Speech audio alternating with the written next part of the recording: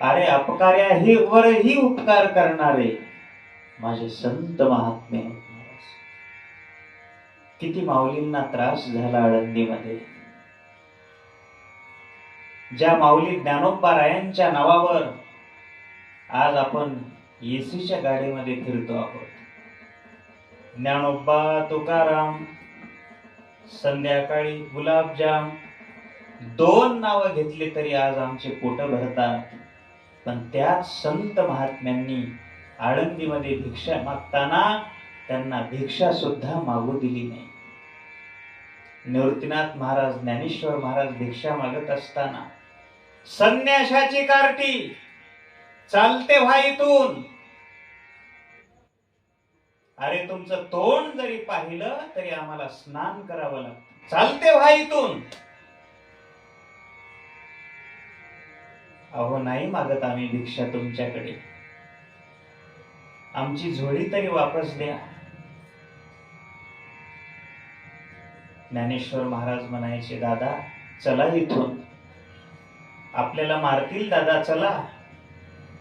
मारू देत ज्ञाना, मार खाण्याकरताच आपला अवतार झालेला आहे, या जगाचं दुःख सोसण्याकरता. माहितीये ज्ञाना तुला, ज्या वेळेला आपल्या आई वडिलांनी देहांत प्रायश्चित्त घेत असताना रात्रीच्या वेळेला मला सांगितलं, निवृत्ती रात्रीची वेळ आहे, तिन्ही भावंड झोपलेली आहेत, ज्ञानेश्वर, सोपान, मुक्ताई. सकाळी उठल्यावर आई आई आई म्हणून शोधतील, रडायला लागेल मुक्ता. कधीही त्या लेकरांच्या डोळ्यातून अश्रू येऊ देऊ नको निवृत्ती.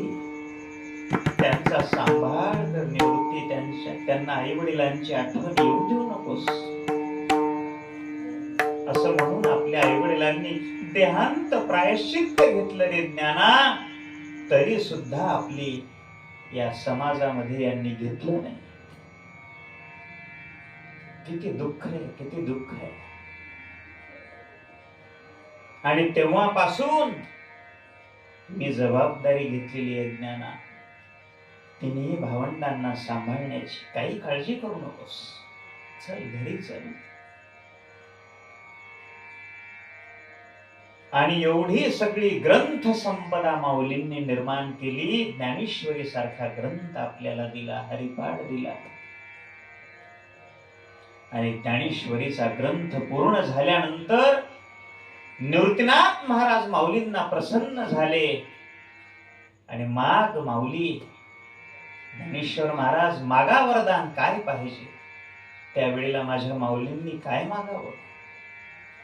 जे खळांची व्यंकटी सांडो, तया सत्कर्मी रती वाढो.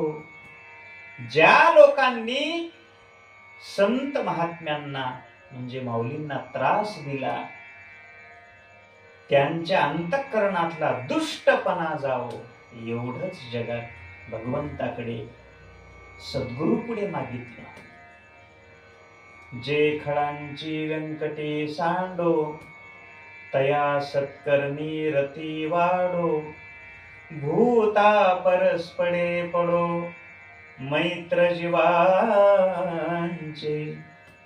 हे मागणं मागितलं माऊली. अपकार्यावरही उपकार करणारे हे संत महात्मे लक्षात ठेवा.